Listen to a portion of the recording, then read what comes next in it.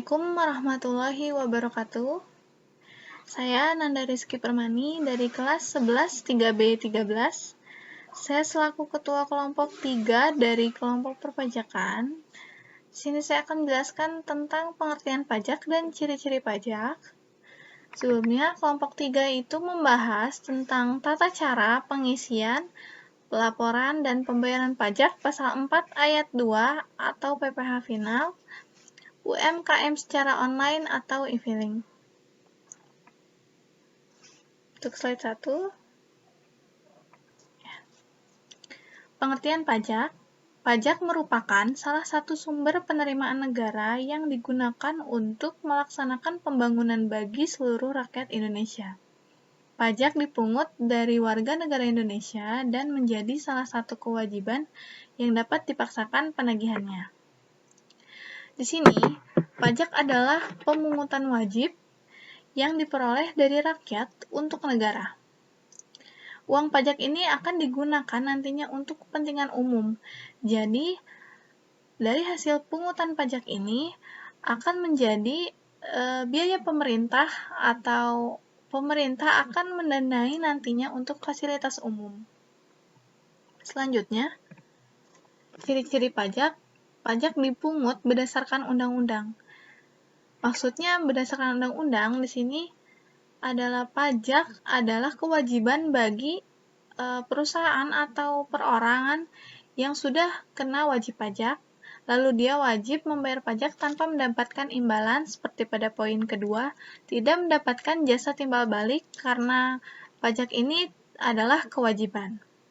Yang ketiga adalah pemungutan pajak diperuntukkan bagi keperluan pembiayaan umum pemerintah. Jadi dari hasil pemungutan pajak ini, pajak menjadi dana pemerintah untuk membiayai fasilitas umum seperti anggaran untuk kesehatan, pendidikan, seperti itu. Jadi akan digunakan bukan untuk pribadi, melainkan untuk rakyat itu sendiri dan untuk fasilitas umum yang nantinya akan digunakan oleh rakyat itu sendiri. Yang keempat adalah pemungutan pajak dapat dipaksakan. Seperti yang saya tekankan tadi adalah kewajiban, jadi pemungutan pajak ini sudah sesuai undang-undangnya dan wajib dibayarkan. Jadi dapat dipaksakan untuk pembayarnya atau untuk pemungutan pajaknya ini. Selain fungsi budgeter atau anggaran, seperti yang saya sebutkan pada poin ketiga, bahwa anggaran untuk anggaran fasilitas umum dan membiayai hal-hal yang umum bukan pribadi, seperti itu. Perkenalkan, saya Mandur Pala. Saya di sini akan menjelaskan tentang fungsi pajak. Fungsi pajak yaitu ada dua. Yang pertama fungsi anggaran dan yang kedua yang terakhir adalah fungsi mengatur. Selanjutnya adalah persyaratan dalam pemungutan pajak. Yang pertama, pemungutan pajak harus dilakukan secara adil. Yang kedua, pemungutan pajak harus berdasarkan undang-undang. Yang ketiga, tidak mengganggu perekonomian. Yang keempat, pemungutan pajak harus dilakukan secara efisiensi atau sederhana ya. Dan yang terakhir harus dilakukan secara sederhana. Yang selanjutnya tentang sistem pemungutan pajak. Sistem pemungutan pajak ada 3 macam, yaitu yang pertama Official Assessment System. Ciri-cirinya: 1. Nominal pajak sudah dihitung oleh petugas pajak. Yang kedua, wajib pajak sifatnya pasif dalam perhitungan besaran pajak. Yang ketiga, berdasarkan pajak akan diketahui sesudah petugas pajak melakukan perhitungan pajak dan menerbitkan surat ketetapan pajak. Yang terakhir, pemerintah memiliki hak penuh saat menentukan besaran pajak yang dibayarkan. Yang kedua, yaitu ciri yang kedua, self-assessment system. Ciri-cirinya: 1. Penentuan besaran pajak dilakukan secara sendiri oleh wajib pajak. Yang kedua, wajib pajak harus berperan aktif dalam menyelesaikan kewajiban pajaknya, mulai dari menghitung, membayar, hingga melaporkan pajaknya. Yang terakhir, pemerintah tidak perlu mengeluarkan surat ketetapan pajak, namun apabila wajib pajak telat melaporkan pajak, telat membayar pajak atau terdapat pajak yang harus diselesaikan wajib pajak namun tidak dibayarkan, maka pemerintah dapat mengeluarkan surat ketetapan pajak. Yang ketiga atau yang terakhir adalah withholding system, yaitu sistem pemungutan pajak ini besaran pajaknya dihitung oleh pihak ketiga. Pihak ketiga yang dimaksud ini bukan wajib pajak dan juga bukan petugas pajak. Assalamualaikum warahmatullahi wabarakatuh. Saya Epi akan menjelaskan pengertian tentang PPh pasal 4 ayat 2 atau bisa juga disebut dengan PPh final. Adalah pajak penghasilan atas jenis-jenis penghasilan tertentu yang bersifat final dan tidak dapat dikreditkan dengan pajak penghasilan terhutang.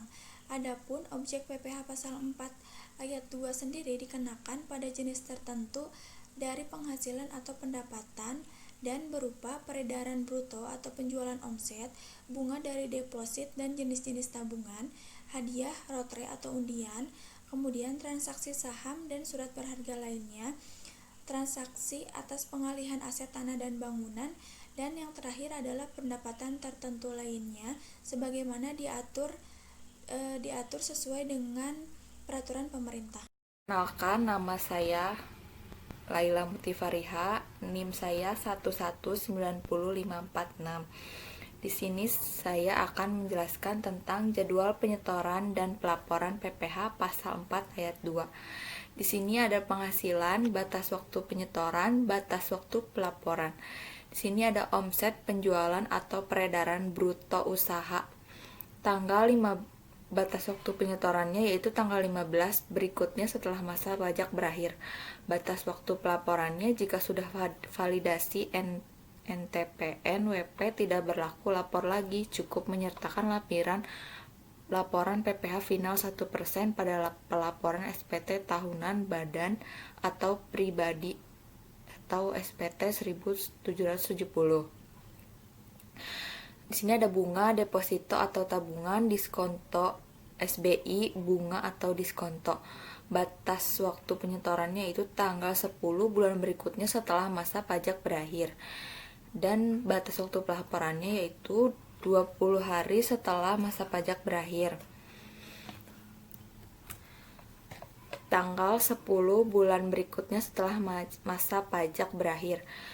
Batas waktu pelaporannya yaitu 20 hari setelah masa pajak berakhir. Transaksi penjualan saham, batas waktu penyetorannya tanggal 20 bulan berikutnya setelah bulan terjadinya transaksi penjualan saham.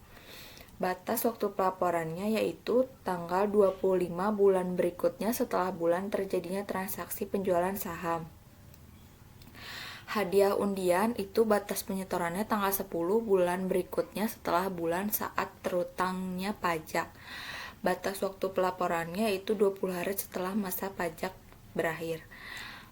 Persewaan tanah dan atau bangunan, batas waktu penyetorannya itu tanggal 10 bagi pemotong pajak atau tanggal 15 bagi WP pengusaha persewaan. Dari bulan berikutnya setelah masa pajak berakhir. Batas pelaporannya itu 20 hari setelah masa pajak berakhir. Jasa konstruksi tanggal 10 bagi pemotong pajak dan tanggal 15 bagi WP jasa konstruksi bulan berikutnya setelah masa pajak berakhir. Dan batas waktu pelaporannya sama seperti persewaan tanah atau bangunan yaitu 20 hari setelah masa pajak berakhir.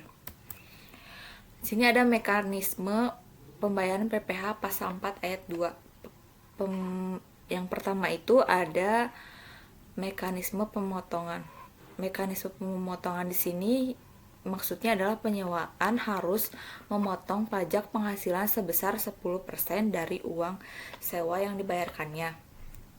Mekanisme dilakukan jika si penyewa adalah pihak-pihak yang disebut sebagai pemotong pajak, yaitu seperti badan pemerintahan, subjek pajak, badan dalam negeri, penyelenggara kegiatan, bentuk usaha tetap, kerjasama operasi, perwakilan perusahaan luar negeri lainnya, dan orang pribadi yang ditetapkan oleh Direktur Jenderal Pajak. Yang kedua yaitu mekanisme pembayaran sendiri. Apa itu mekanisme pembayaran sendiri? Mekanisme pembayaran sendiri adalah mekanisme di mana pajak sebesar 10% dari uang sewa dibayarkan sendiri oleh pemilik tanah atau bangunan. Pada mekanisme ini, penyewa bukan pihak-pihak yang disebutkan di atas, maka pemilik tanah atau bangunan yang harus menyetorkan sendiri pajak finalnya. Saya Nuri Agustiani. Di sini saya akan menjelaskan mengenai kesimpulan. Yang pertama, pajak penghasilan pasal 4 ayat 2 dikenakan atas beberapa jenis penghasilan dengan pemotongan yang bersifat final dan tarif yang berbeda-beda untuk setiap jenis pajaknya. Oleh karena itu, pajak penghasilan pasal 4 ayat 2 ini disebut juga sebagai pajak penghasilan final. Yang kedua, salah satu objek PPh pasal 4 ayat 2 adalah omset penjualan usaha di bawah 4,8 miliar dalam 1 tahun, baik yang dimiliki wajib pajak, badan maupun orang pribadi.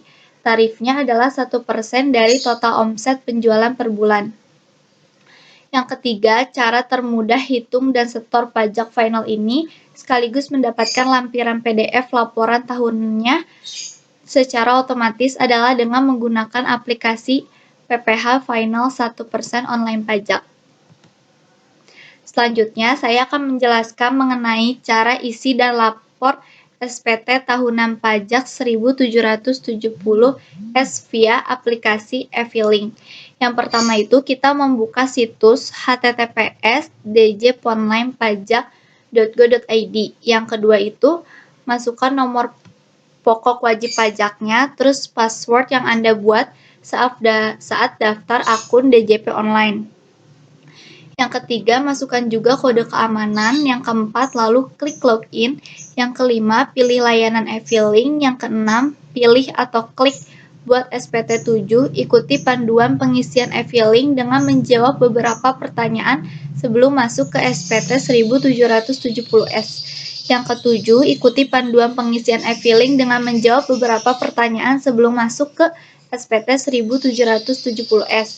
Jika memilih dengan panduan, klik SPT 1770S dengan panduan. Yang kesembilan itu, setelah itu melakukan pengisian di e-filing 1770S. Yang ke-10, klik langkah berikutnya.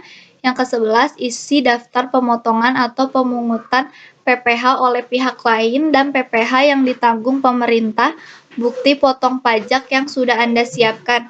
Tinggal tambahkan saja ke daftar tersebut isi nama dan NPWP pemotong atau pemungut pajak, nomor dan tanggal bukti pemotongan atau pemungutan, jenis pajak dan jumlah PPh yang dipotong atau dipungut.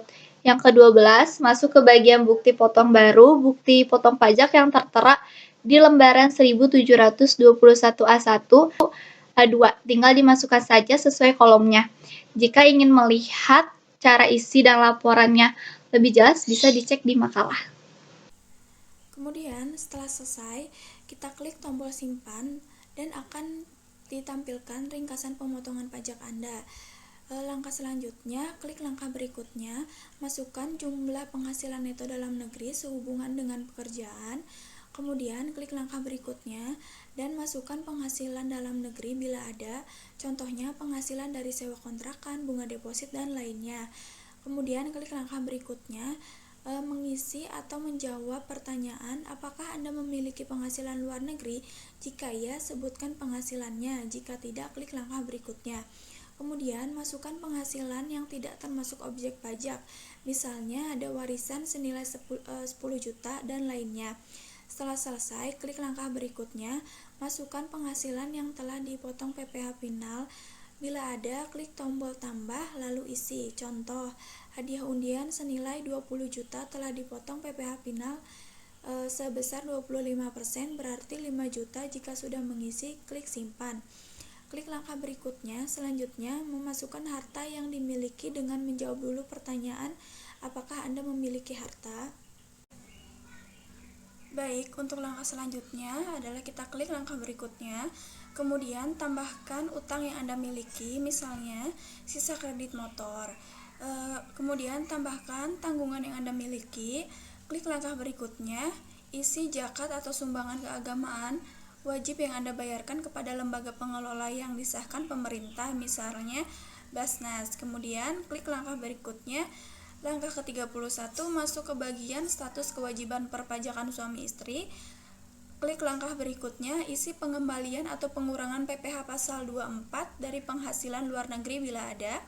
Kemudian langkah berikutnya, isi pembayaran PPh pasal 25 dan SPT PPh pasal 25 bila ada. Jika tidak ada, kosongkan dan klik langkah berikutnya. Masuk ke bagian perhitungan pajak penghasilan atau PPh. Di bagian selanjutnya akan tampil simulasi e-filing 1700S-nya. Kemudian tahap selanjutnya dikonfirmasi, muncul pertanyaan yang harus dijawab dengan klik tombol setuju atau agree. Klik langkah berikutnya. Setelah itu muncul ringkasan SPT Anda dan pengembalian kode verifikasi, dan SPT Anda sudah terekam atau terkirim. Cek email untuk melihat bukti penerimaan elektronik atau BPE, SPT pajak online atau e-filing 1700S.